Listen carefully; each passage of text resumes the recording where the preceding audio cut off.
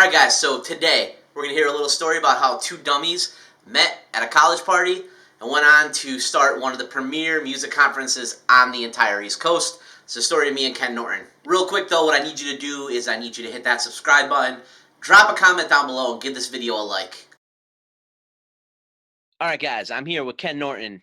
You might know him from Grace's Downfall. You might know him from the Electric City Music Conference. You might just know him from his great head of hair. It's true. But we're here. You might know this episode brought to you by Mountain Dew. But guys, if you are here right now, do me a favor. Down below, hit the subscribe button, hit the like button, drop a comment. We're going to launch this little interview series, and I'm starting it out with people who I've worked with for a long time, people who I'm close to, and that really know me in the side of business. And we can go back and you can get a little bit of a history into, you know, what led to where we are now. So Ken, I think more than anybody, being a business partner of mine, we've known each other a while.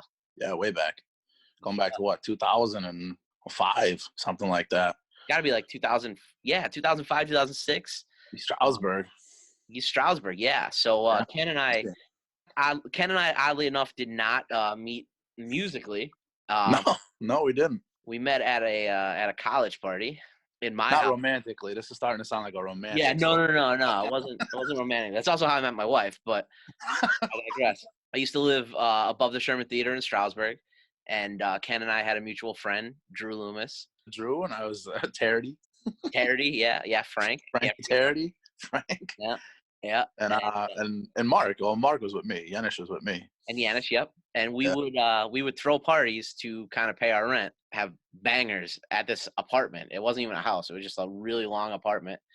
And I, unfortunately, the first party, my door got broken off, so I didn't have a door on my. You had a killer hookah though. You had a killer hookah. I did have a hookah. I got that from a girl that was a little bit infatuated with me in Spain.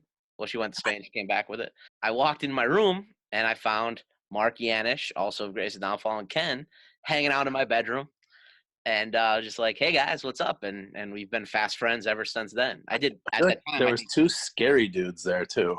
Oh yeah, so like your neighbors were horrifying people. Yes, we had these neighbors that lived upstairs. There were three brothers. Yeah, they wanted to fight everybody. Yeah, they were all big white dudes with dreadlocks, and they were obsessed with Boondock Saints.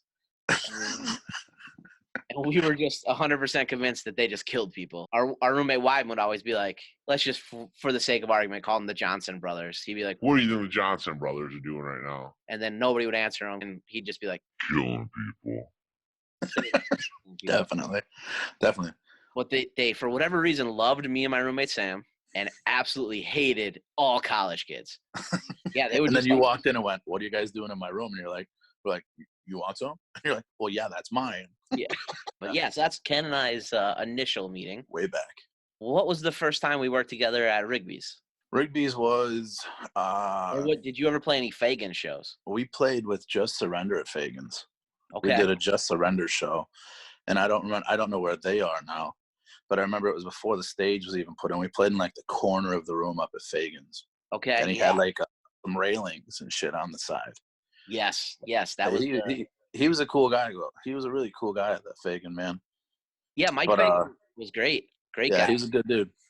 I mean, as far as Rigby's, I think we did Ice Nine Kills, like your Hard On Fest. But we did Ice Nine Kills came to town, and you asked us to play that show because I was always asking for the bigger shows. I was that guy that had no clout but wanted to play with like Led Zeppelin when they came through town or whatever. You know what I mean? We did bookings. Ice Nine Kills, and we did Ice Nine Kills, and I want to say there's another indie band that was on the same label. When we did Ice Nine Kills, they actually asked us to open for them when like they came back and stuff. That was really cool. Didn't you guys go up and play like their hometown with them too? We did I want to say Rage Fest. Is that what's it called? Something like that. Something like that, yeah. Something like that. We drove up to Rochester. Yeah, that's where they were from. To Rochester, and we played up at their thing, and that was, you know, we get grouped in with all the metal and hardcore and all that stuff, and like we're just like metal light at this point. You know what I mean? Like we're not that angry. and every band was screaming and doing their thing, and it was like, oh boy, we're gonna get booed the hell out of here. Those guys really wanted us up there, which was awesome, and they took us aside and they talked to us and all that. The great guys, I've kept in contact with them throughout the years, are blowing up right now. Hard. They had a couple. They had a couple songs hit the radio. They were doing like, weren't they doing like concept albums or something, like stuff like Super horror. horror movie genre. stuff? Yeah. Yeah. Great guys. Yeah, they. I just remember that specifically. Like that happens very rarely. Where like a headliner's like, "Yo, who was that local?" Yeah. And I want to know more about them. And I remember them, really liking you guys and him. Yeah, they were cool guys. Continuously asking, because I mean, by the time they brought you up to Rochester, I think was a couple years later. It was we opened for them, I want to say in like 08 or 09. Yeah. And we were still getting our feet wet as an original band. Mm-hmm. And we went and played up there. I want to say it was 2011. Like it was like 2 years later that we ended up going and playing that festival they had. Yeah, he always followed up, and that was pretty cool.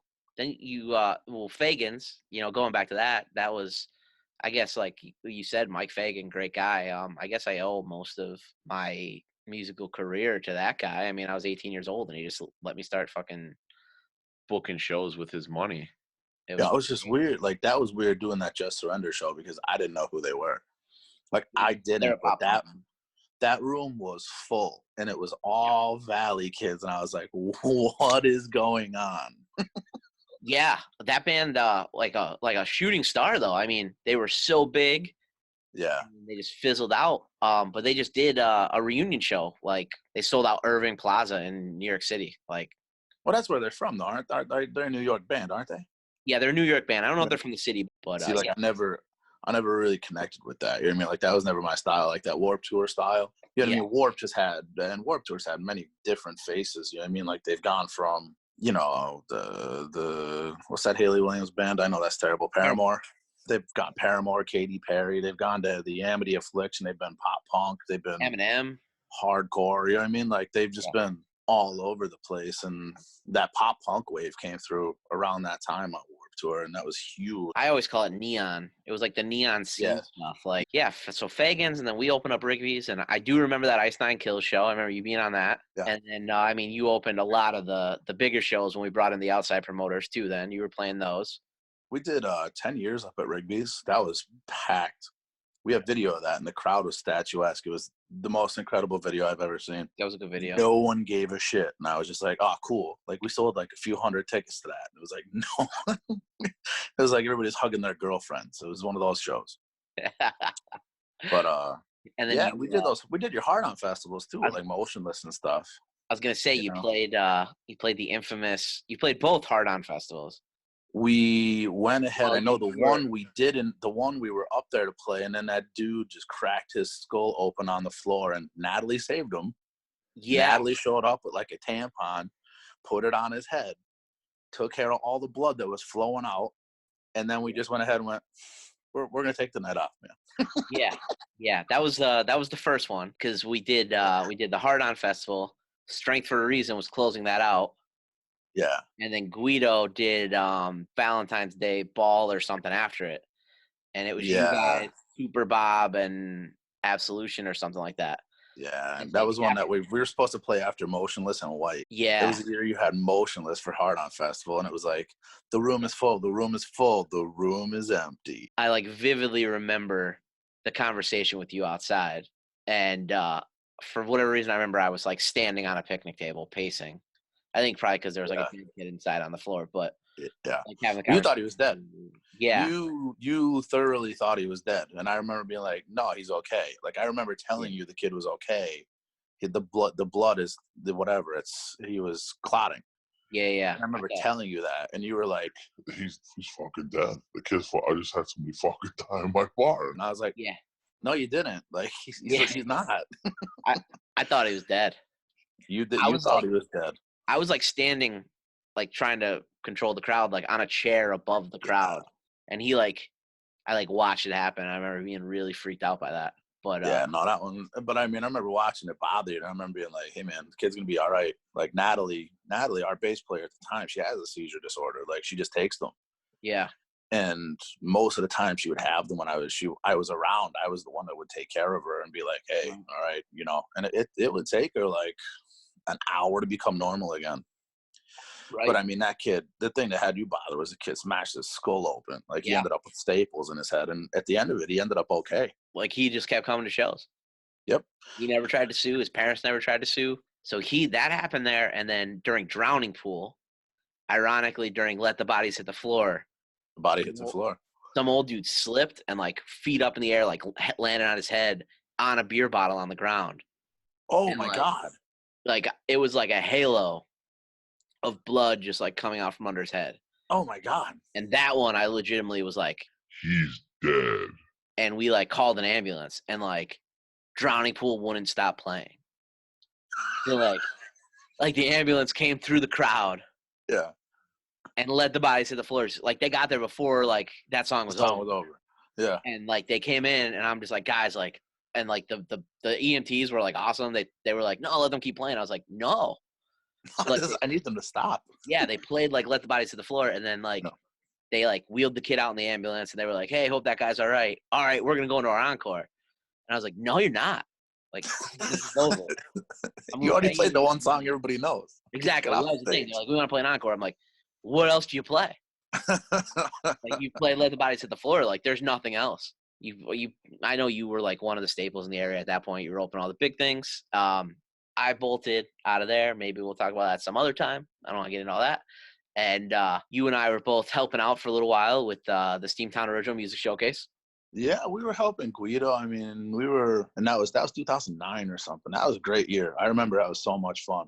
Mm-hmm. Were the Menzingers on that one, or was that the year before? It's probably the year before. The Menzingers played the last year of it. Oh, 119. The vintage, yeah. The vintage. Yeah. And like I remember being in the basement and the floor was like going like this, and it was wild in there. It was one of the coolest shows I ever saw. I remember people saying at that show the walls were wet because it was so hot and there was so much sweat. Sweating down. It was insane.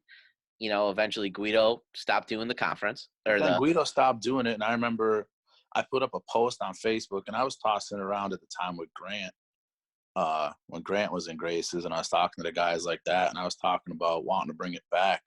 And I remember I put up a post, and they're like, yo, don't do this without me. I'm going to hit you up right now. And then basically, I mean, you became the brains of the operation from there. Like, I had the idea to bring it back, but I don't think it was, though, you didn't have the idea to bring it back.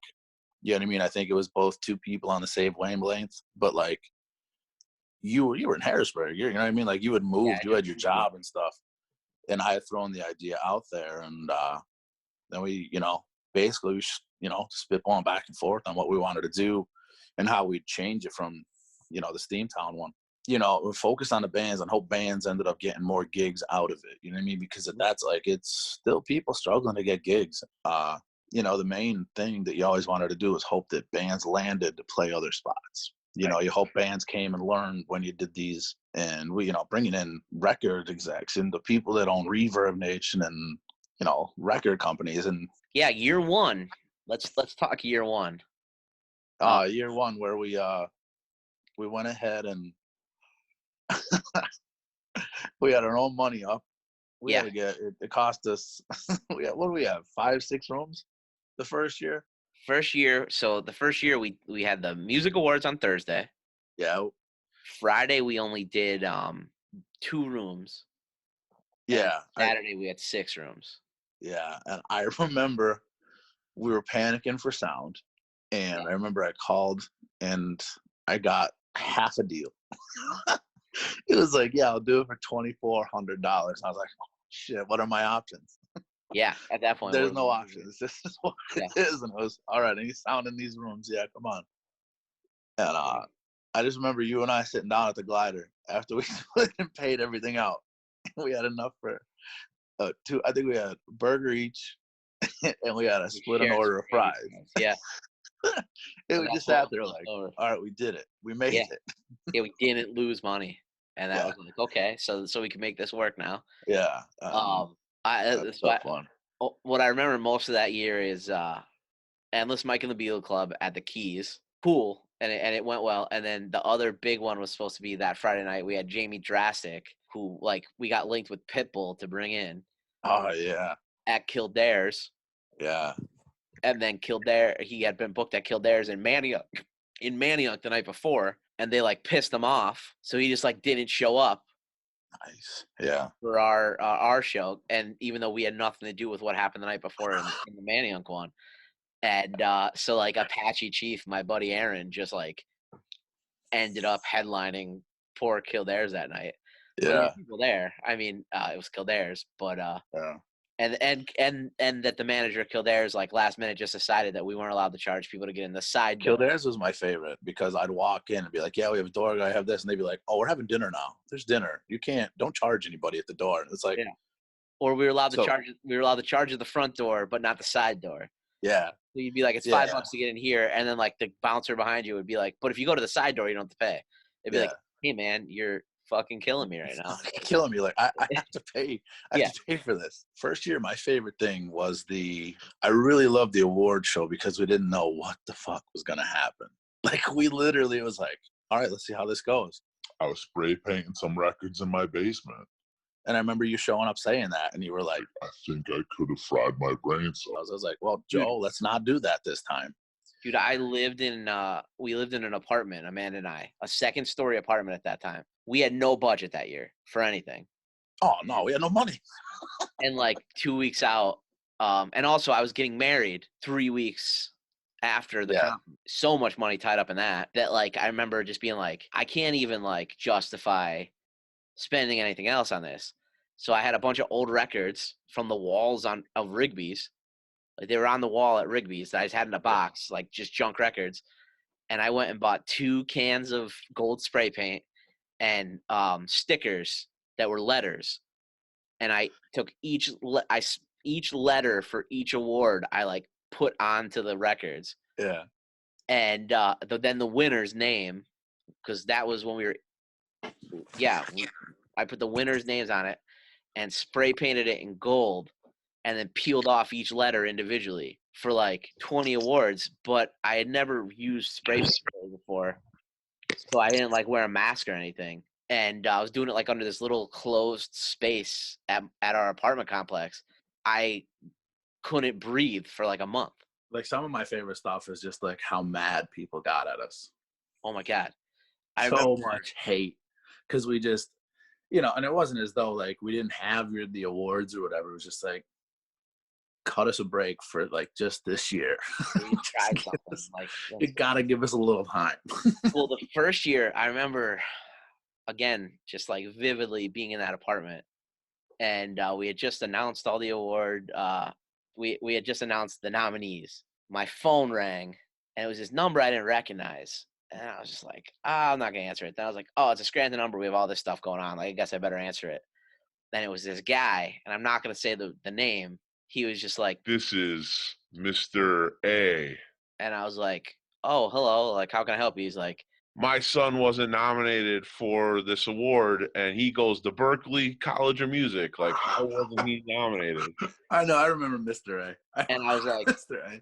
Sir, I don't understand. Like, I'm sorry. Like, I've never heard of your son. Like, did he nominate himself? And he was like, I don't think so. And I was like, did you nominate him? He was He's like, I don't think so. I was like, well, if he never got nominated, I don't know how he would get the award. So goodbye. And I just like hung up. Yeah. And then 2 seconds later, my phone rings, and it's one number different than that number, and it's A. It's A. Someone on the same cell phone plan. Yeah, it's the son of Mr. A. And he's like, why wasn't I nominated for this award? I go to Berkeley College of Music, blah, blah, blah. And I was just like, man, I just talked to your dad. Like, I'm not going to deal with this. Bye. And I just like hung up. Yeah. My phone rings. I'm like half in like asleep. And my phone rings again, and it's Mr. A again. And now I'm pissed because I had just fallen asleep. And he's like, I know the owner of your business, and I'm going to have your job. And I was like, okay. And he's like, yeah. He's like, you'll be fired tomorrow. And I was like, but I own it. And he just like screaming at me. And I like, it was my first like old man moment. I was like, participation medals, like I've ruined your kid, blah, blah, blah, blah. Like, oh, it was terrible.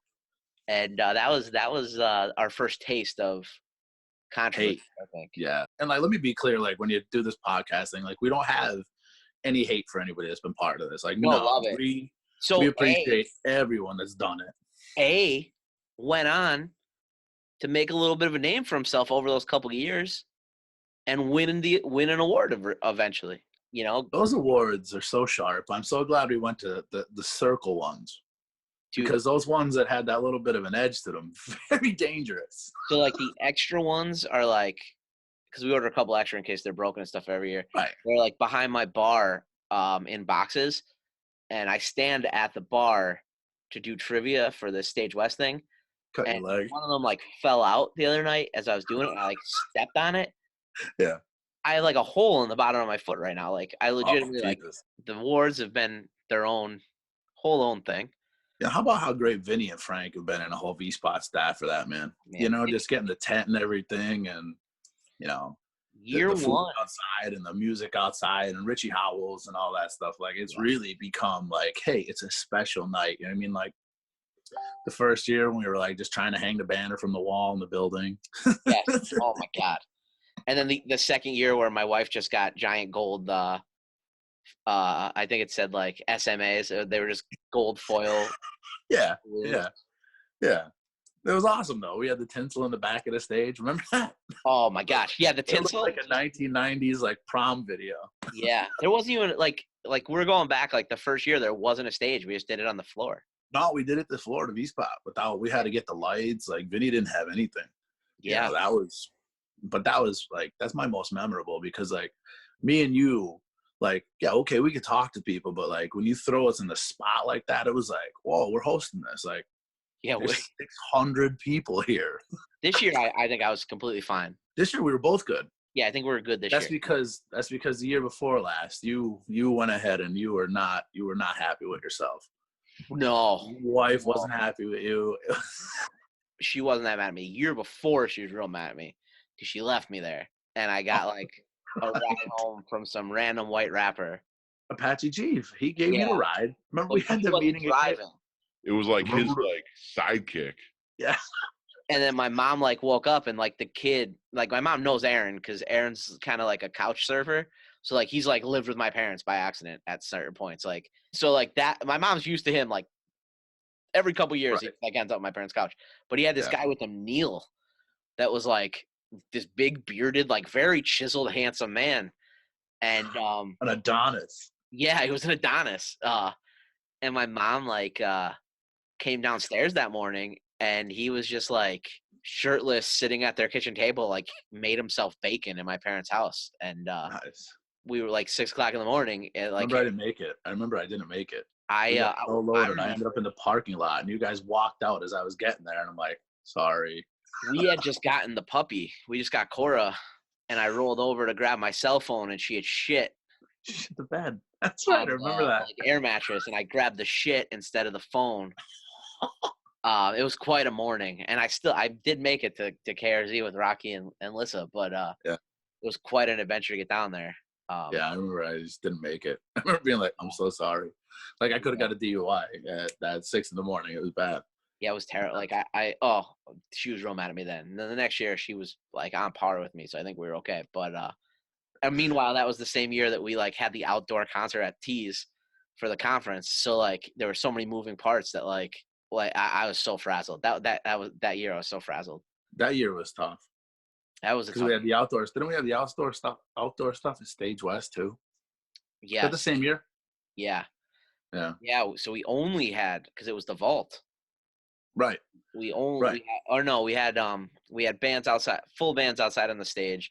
And then, like, Drew Loomis, I think, played inside acoustic. Yeah, we had, like, S. Dakota and stuff outside. It was really cool. Yeah. Yeah, it was neat. I never got to see a band up there. I never made it to Stage West to see a band outside because that's when he had the big stage out back. Yeah, that year had a lot of moving parts. And I think when we scaled back a little bit, it ended up working out better for us, focusing. This year will be it's going to be a different kind of year, I think.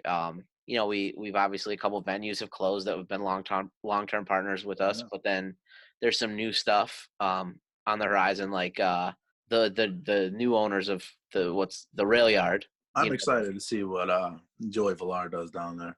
Yeah, they're super excited, and he's like he's a really good dude too. Like I've always had a lot of respect for, well, Jay, as everybody knows, is Jay Villar, but like I've always had a lot of respect for him, like just knowing him, because like a long time ago, I personally, me and him had the opportunity to get to talk and all that stuff, and just be like copacetic, and he's a really good dude, and I think he's going to do I hope he does really well down there once Rona gets the hell out of the way. Yeah. Well, their food menu they put out looks great. And that'll be cool. You play there on, or you were supposed to play there on Prairie Day. You didn't. Yeah, I had the coronavirus, so it's gonna be weird and different. Without Kreger, for sure. This will be the first year. We're gonna do something to honor him. I remember running him into Gary's, man, and he knew me just from the conference. You know what I mean? He probably didn't, know my name or whatever, but I had such respect for him, and it was just such a bummer. You know what I mean? Like, but yeah, Kreger, I mean, was the best guy. We all loved him, and he was such a big supporter of the conference. Such a good dude. We're definitely gonna do something to honor him this year. I'm very excited. I think the awards are gonna be our biggest year ever.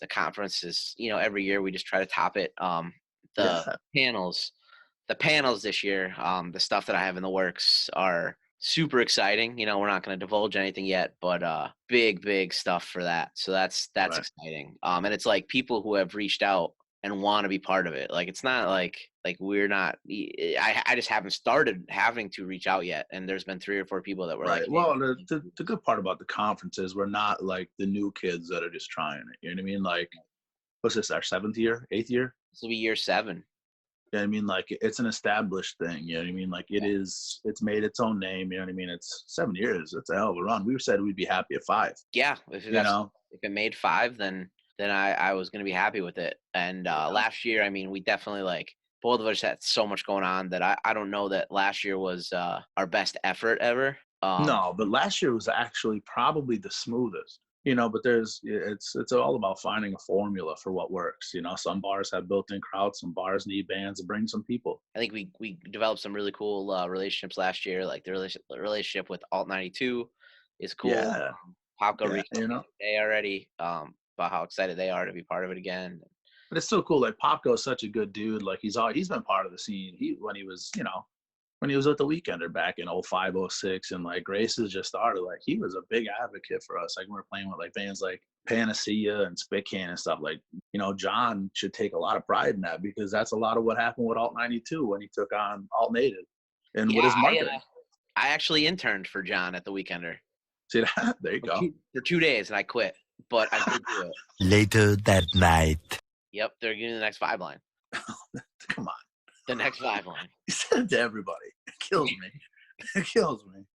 Listen, man, I'm from Carbondale, and we judge all music. Hey, I tell you what, Vibe Line, they're a tremendous bunch of players, man. Like, I never saw people flood their shows like that. That when we first came up, it was like Vibe Line. Well, there's Bliss, Nowhere Slow, but for some reason, like Bliss and Nowhere Slow were like Tinks and stuff, and like Vibe Line would play it like the Stone Elephant. Small, like Corner Bar A, 500 people be there, and then they play Corner Bar B, and there would be another 700 people, and then they play Croc Rock, and people would take buses to go to Croc Rock. Yes, it was bananas. Yes, it was like wow. They killed in Westchester. They did good wherever there were people from Carbondale. Like, they did good. Later that night. But yeah, so there you go, guys. That is the Ken Norton and Joe Cavison story. Yeah, way back. Long road of love story. Started in Stroudsburg, moved to German, Pennsylvania, moved on to the Steamtown Music Awards and Electric City Music Showcase, and the Boastfuls. Don't forget the Boastfuls. Yeah, the Boastfuls. I'm kind. They opened for Graces, and now I'm the reason that you and them work together. Those guys are, they're keeping everybody fed right now. They're working 4 to 4 every day at Wegmans. Dude, Marty was saying that Marty's putting in a shift, and I was like, God bless you, brother. Those dudes are. Marty was saying he's putting in like 60-hour weeks right now.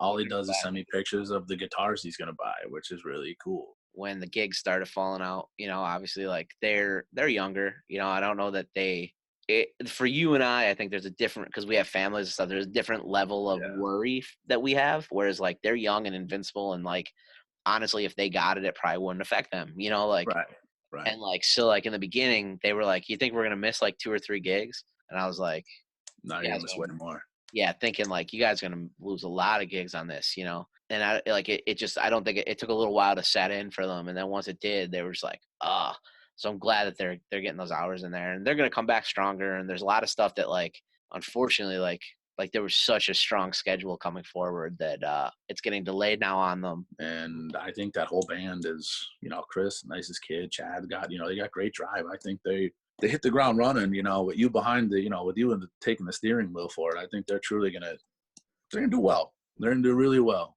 you know. They're so far beyond where I was at that age, like maturity level and everything like that. They get it, which is cool. I just we had such a strong timeline going that everything's just kind of pushed a little bit. You know, when you're that age though, also you're so hungry, which is great and it's awesome, and that's what I Right. need them to be. They've been getting it. You know, I just didn't want them to Yeah. get discouraged because you always worry about that with dude. The momentum was just Well, it was the good there. part is the good part for them is they ended on such a strong note. Later that night. I think that's a great thing of what's going on. Like, it's so fucking weird to play to your cell phone. Like Right. that thing I did for Matt last night, like for like all that stuff, it was like a 2-hour show to like myself. And it was like, this is so uncomfortably like weird. Right. But I mean, I think Matt said we raised like $400 or something, which is cool. That's awesome. This ran long. Very So- long. Good luck editing this. Yeah, it's gonna be fun. But thank you so much, Ken. Yeah, man. Guys, if you're listening, hit that subscribe button down there. If you're listening on iTunes, I think it's also the subscribe button. It's been a while since I've had You're a on iTunes? Wow, you're like a big shot. coming back in September. Steamtown Music Awards In and Town Music Awards. ECMC.